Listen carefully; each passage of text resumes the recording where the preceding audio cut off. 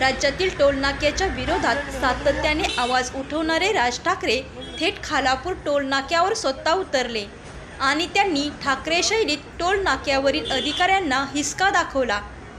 त्यांनी या ट्रॅफिकमध्ये अडकलेल्या ॲम्ब्युलन्सला रस्ता रिकामा करून दिला।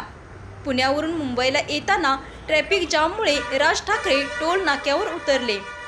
त्यांनी ट्रॅफिकमध्ये अडकलेल्या सर्व गाड्या सोडल्या। या ट्रॅफिकमध्ये एक ॲम्ब्युलन्सही अडकली होती। राज ठाकरेंमुळे तिलाही रस्ता मिळाला।